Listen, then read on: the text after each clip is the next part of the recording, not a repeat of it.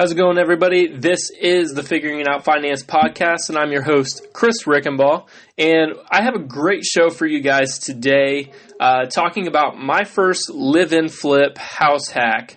So I am still living in this house today, just finished up the financing, and I thought rather than typing it out in a blog and on what I did, it would be easier to just talk about it on a podcast. So diving right into it, I started reading personal finance books while I was in my about senior year of college. I really dove into the personal finance and real estate and a little bit of the mindset. And reading the personal finance books, it really just kept referencing real estate and real estate and real estate. So I thought, well, you know, if all of these books are kind of referencing this, I might as well check it out. So I read Brandon Turner's How to Invest in Real Estate, and that got me started. So then I started calling some agents.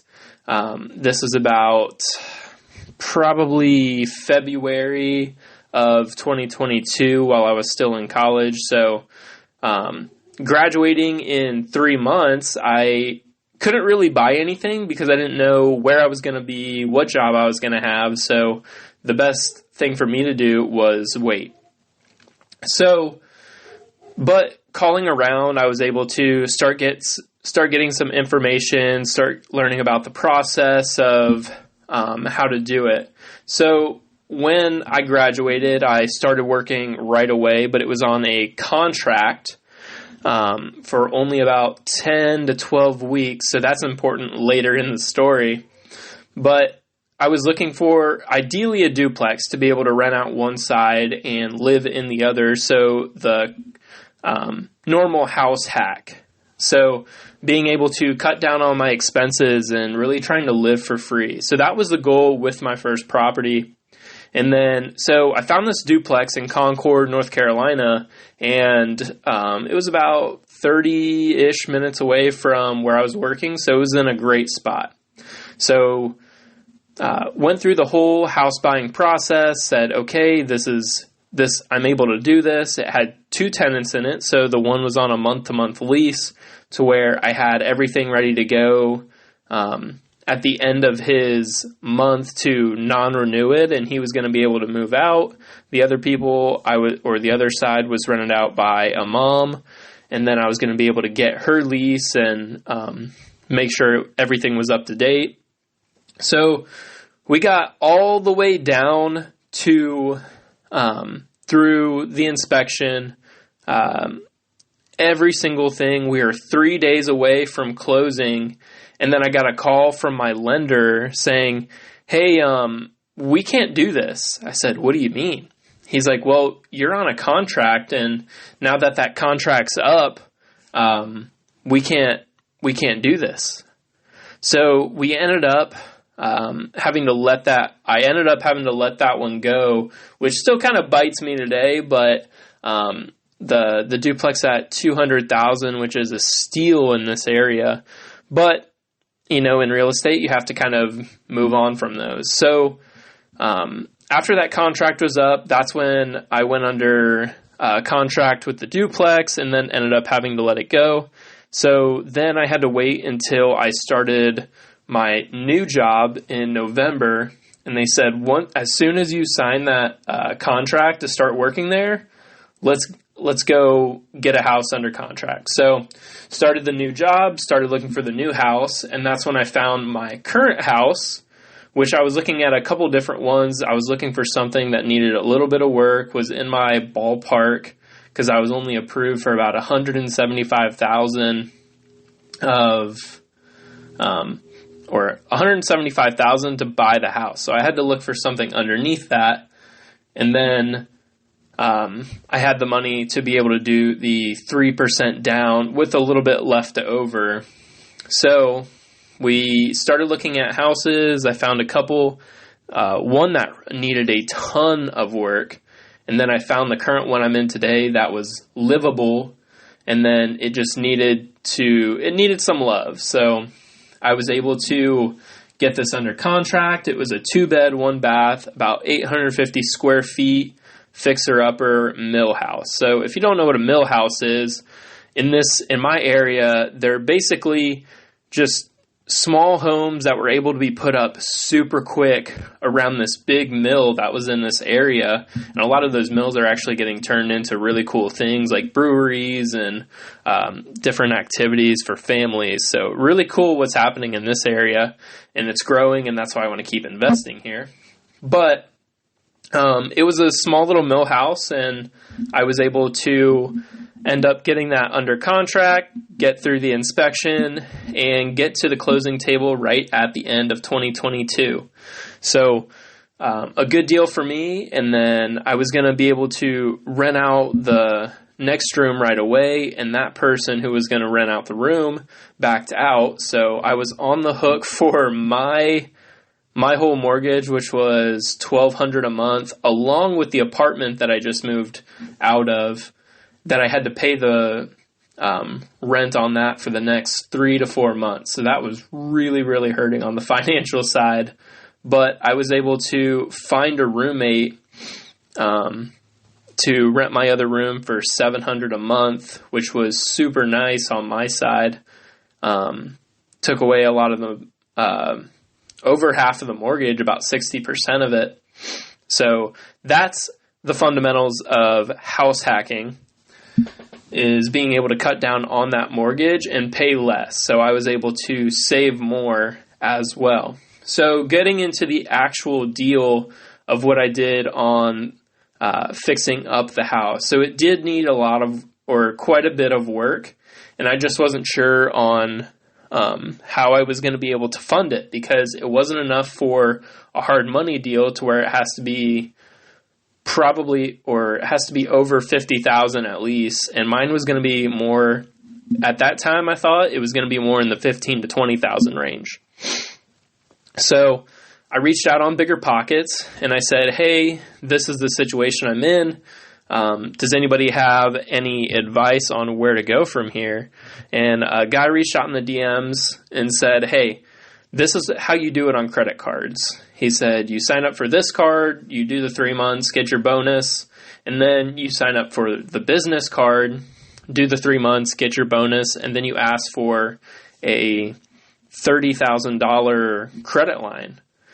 So I followed what he did, and during that time, that's when I started learning about travel hacking, because he mentioned in the DM that, hey, if you do this and do it right and pay it all off, you're going to have a free vacation at the end. And I said, well, that's awesome, because I want to go to Hawaii, which I'm currently booking the trip, and I'll have a podcast episode later on how I did all of that for free, or nearly free. But that's when I got into the travel hacking, learning about the credit cards, and was able to leverage those points a little bit more on my side without it hurting me. So now that I had that $30,000 line of credit, I was able to have the funding to be able to do the project. I got everything, my scope of work set out, just following the Bigger Pockets podcast and saying, hey, you go room by room and write down everything in that room that needs done to it. So the biggest things for me was going to be flooring, new appliances, a bathroom that I thought I was only going to have to take out the shower, but I ended up doing a full gut, which costed a little bit more, but a lot less than I thought it was going to be. Kitchen cabinets, I needed to figure out what needed to be done on that. The recessed lighting over the current lighting that I had. I painted a room. And then I wanted a concrete driveway, because I had a a gravel driveway where the weeds were growing up through it, and it was pretty gross looking. So I thought a concrete driveway was going to be better looking and better for resale down the line. So, and I also added a fence on one side to block out the kudzu that was growing all over my yard, and a fire pit in the backyard. So I did all the landscaping and fire pit all on my own, and then I was able to get a couple quotes from contractors on all the work that needed to be done, found one I liked, and then when I was That was after I was let go from my job at that time. So found another job, and then I started the project. So this was about September of 2023. We got started on the project, and then they started with the bathroom first, where I thought it was just going to be the tub getting replaced. So you can go on my Instagram, or I posted it on Facebook as well, and see the pictures where it was super close. And, if you're sitting on the toilet, you were your head was almost like in the sink because it was that close. So definitely not ideal, especially if you're trying to rent it out to higher quality tenants like the midterm tenants or short term even on Airbnb. So I said, you know what? If we're going to do it, let's just do the full thing. So we completely rearranged it, moved the shower, and now there's quite a bit of space in there, and the project turned out really, really well, and I'm happy with it. And then we put in, so going down the line here, what I did myself was I painted the room, and then I did the landscaping with the fire pit in front of the house. And then what I hired out was started with the full bathroom renovation, and that team did the LVP flooring, did all the plumbing since the bathroom was getting renovated, and it was an old house, so the plumbing needed done anyway, new water heater, new oven and fridge, and we moved the fridge around for just a little bit easier to use and more in one spot to make it look like an actual kitchen. Added an island, which I put together myself, put on the new cabinet doors to make it look just a little bit nicer because I didn't want to completely rip out the kitchen. I think in maybe 5 to 10 years, if I really go to sell the house, or that'll be something, I sell the house and then whoever the new owner is can deal with it. But if I do end up keeping this house for a long period of time, the kitchen will definitely have to be redone. But the way it is right now, it was solid wood. The cabinets were solid, so all I needed to do was put the new cabinet doors on them, and that worked out really, really well. And then on the side in the backyard, the kudzu. So if you don't know what kudzu is, it's just like this weed that kind of grows, and it's almost like jungle-ish, and it just grows like crazy. So that was growing all over the backyard, and I really had to keep up with it and mow and push it back because there was this old little steel fence that was there. So I finally said screw it and put up about 100 feet of the wood paneling fence that I hired a company out for, which looks a lot better now. And then it's able to divide the properties that's next to me too. So that's the gist of what I hired out. And then for the concrete driveway, I did have to go through a little bit of headaches with the city being able to put in, or I had to set up the meeting with the city to make sure I could do the concrete driveway. I wasn't able to do exactly what I wanted, but so I had to change it up a little bit. So now I kind of have like a little U driveway and the ability for a lot more parking, which is going to be really good on the resale. But I found a company that does a 0 APR term for 1 year. So that's only about a $250 payment every month. And then I'll be paying... It'll come out to a little under $12,000 total since there was a certain down payment, but that was able to give me time to be able to get the house refinanced or done with the HELOC. So that's the gist on everything that was taken out. And then I had 10 windows replaced, so all of them were painted shut as soon as I got the house. So one was taken out since we moved the shower over to that side in the bathroom, and the new siding was put up on the house. But the windows is what delayed the entire project. I was supposed to have this done in November. It ended up being about the end of January. So it really delayed everything and caused a lot of headaches for me. But the project's done.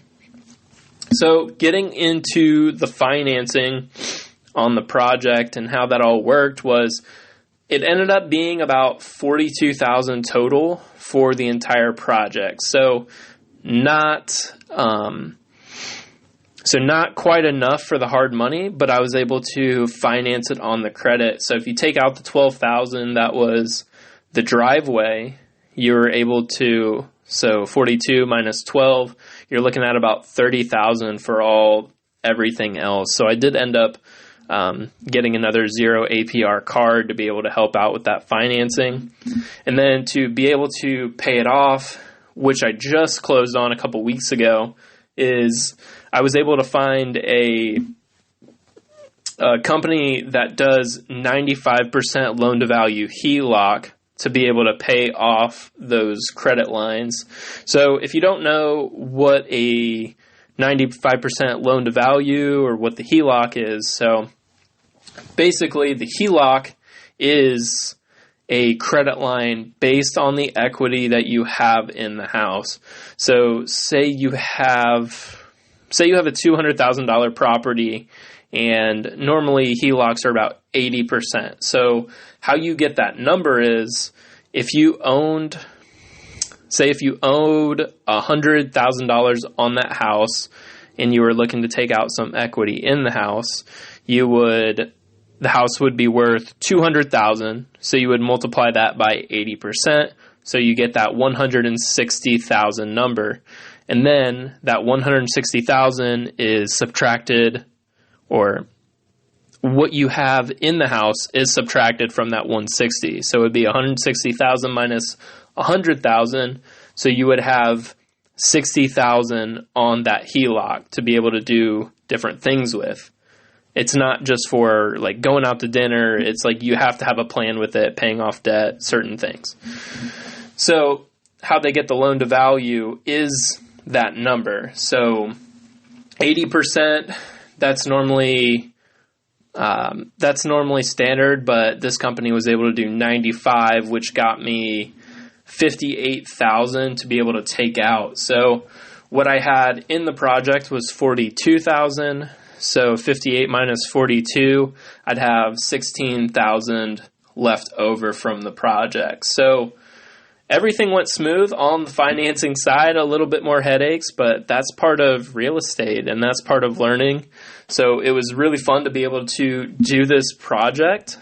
And the main things that I learned were how a project goes, because I got a small job at that time to where I could really put my effort into understanding the process of the contractors, talking to them, what a good contractor and a bad contractor look like, which I dealt with through that time, getting things scheduled up, getting the scope of work ready, and then, really just figuring out the right questions to ask, because there's so much that I didn't know, but being able to do this on a primary property and knowing that I had that 95% HELOC, I was able to understand the numbers and get everything done right. So I'll definitely be referencing this house again, and right now looking for what this house is going to be able to turn into, since the new loan puts me in this house for 6 more months until October.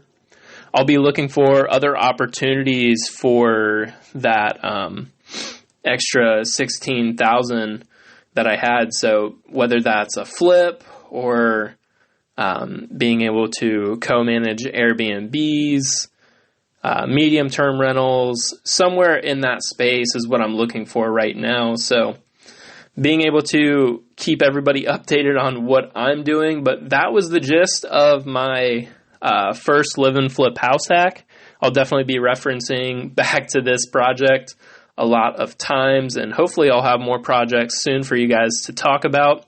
So if you're still listening, go check out figuringoutfinance.com, where there's 2 surveys on there to be able to ask me questions and talk about on the podcast, questions about what I'm doing, money questions that you have. I'd love to be able to answer them for you. Keep listening to the podcast. You can find me on all the socials at figuringitout.finance on Instagram, and then you can find me on TikTok as well. So stay tuned, and thanks for tuning in.